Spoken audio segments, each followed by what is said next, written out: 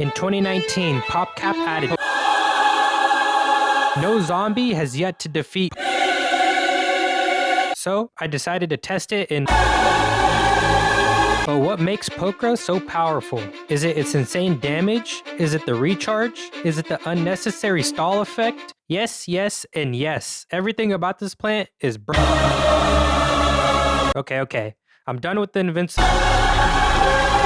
But for real, modern day Endless is a beast of its own, combining zombies from every other world into one, alongside some disastrous new ones. So let's see what happens when you pit an immovable object against an unstoppable force. But before we begin, here are the rules. No Zen Garden, no power-ups, no buying plant food, no leveling, only Pokra, and the rule that puts Pokra to the true test. No sun producers. Oh, and Infinite told me to tell you to subscribe, else he'd put you in an infinite cycle. As day one started, I immediately recognized the biggest problem that will infect this run. That was the slow collection of sun. I accidentally placed the Pokra in the middle lane, not thinking properly, and latching onto this tiny mistake of mine, the game sent a zombie in the adjacent lane. I thought I was cooked. I'd only been playing for 15 seconds and dragged the name of the best plant in the mud. But wait, the zombie was extremely slow. So slow, in fact, that I was able to place a Pokra in its lane before it reached a lawnmower. And as the upper deities were looking down upon me, the game sent in another zombie in the same exact lane. This was perfect. I could wait for even more sun, but then this imp was sent in the top lane. What the heck? This guy sucks at PvZ, is what I would say if I was a hater, but obviously, I noticed I was only one sun drop away from another Pokra. And look at that, another imp showed up in the lane I planted a Pokra in, almost like I'm an Alakazam with future sight. I quickly placed my last Pokra, and this was enough to take down day one. Day two starts off with the worst starting zombie, the imp. It's much better if we start with just a basic zombie, as it's slower and allows for more sun collection before we trigger the next wave of zombies. But thankfully, even though it was an imp, the second zombie was sent in the same exact lane, evening things out. And the third zombie trudged through the bottom of the screen carrying juicy green steroids, which for now I'll stockpiling up until needed. But Pokra is good enough that we won't ever need them, right? The portal stuck in some weakling jetpack zombies who were decimated, and then the final flag sent the balloon zombies, who make no sense. Like, you should be going upwards, not forwards. Nevertheless, day two was dominated. Day three sent in two back-to-back imps in different lanes, and this time I correctly placed my Oh, you didn't think I forgot about that, did you? Later, I obtained my last totally legal leaf. And why are there two different types of cone heads on my screen? Is one stronger than the other? Well, in the face of Pokra, it doesn't really matter. And with that, day three was beat. Day four started off nice and simple, with a basic zombie slowly making itself down the lane. Oh, another basic zombie. This is great, so great that this exploding imp wasn't even enough to faze me from the peace and tranquility that was emitting from my brain. No, why did you have to ruin the beauty and ease of this level with your presence? This level had now become difficult. Oh wait, hold on, I'm getting a call. Yeah. Hello? Hey, I just wanted to let you know that the Pokras are so good that the Gargantuan doesn't actually make this difficult. Just place two back to back and they'll take care of it. Oh, really? Thanks. Yeah.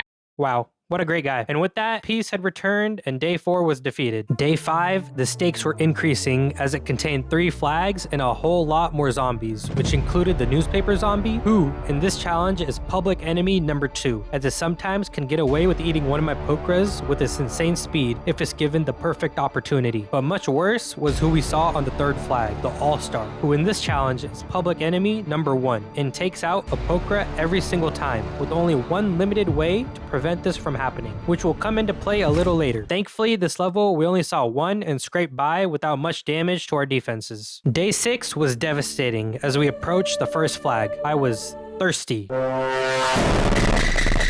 No, not like that, like for water. Get your head out of the gutter. But yes, I was parched, yearning for the seas, and as the water touched my lips, time itself seemed to hesitate. It entered my mouth not as a mere drink, but as a revelation.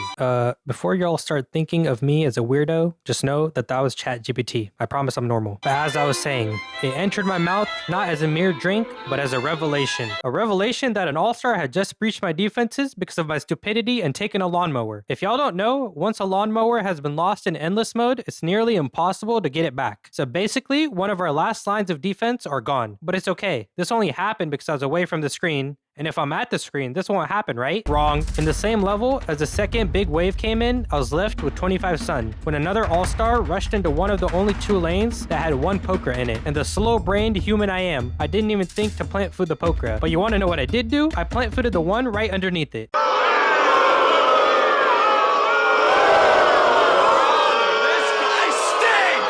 I locked in, and as the last all-star was coming in, I was already prepped, defeating it in the devilish day 6. Day 7, things calmed down drastically as we went back down to 2 flags and no all-stars at all. I was forced to extra protect the 2 lawnmower-less lanes just in case something out of pocket was to happen. The first big wave, the strongest zombie, was a newspaper who we pretty easily beat, and as the second flag approached with a gargantuar, I placed 2 back-to-back Pokra as a kind stranger instructed us, and we beat the gargantuar and day 7. Day 8 had 1 flag and no threats, so it was easily beaten with basically 1 column of Pokras. Day 9 was the sudden return of the All-Stars alongside 3 flags. This game gotta be preying on my downfall. I started testing out new strategies. You know, maybe there's a way besides plant food that can destroy the All-Stars and keep my Pokra safe. So I tried the back-to-back placement strategy. It works on the Gargantuars, so maybe it works on the All-Stars. These bottom 2 lanes were my test subjects for this experiment. And this experiment completely boggled my brain at first because the top one couldn't stop the all-star, but the bottom one did, and I couldn't understand why, since it should have been identical. But rewinding the tapes a little bit, we can see that the bottom lane all-star was first damaged when it first entered the lane, and that one projectile made it possible to defeat the all-star. Yet, this was still a failed experiment, as this wasn't something reliable, and I was once again stuck using the steroids for my problems.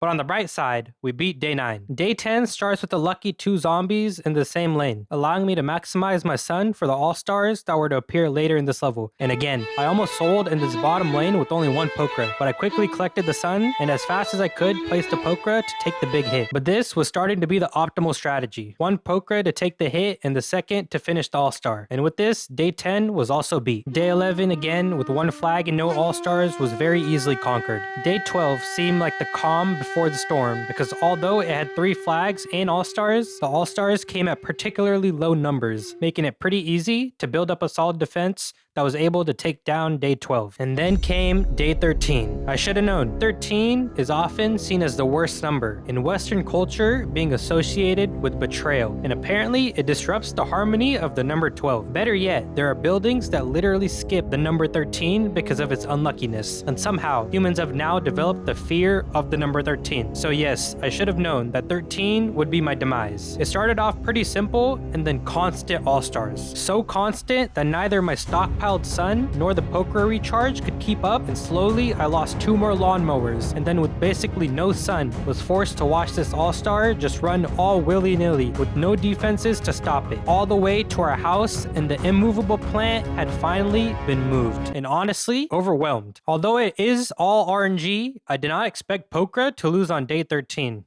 Well, I hope you enjoyed. And quickly, I want to shout out Skibbity for being the very first channel member. Actually, let me try that again. I want to shout out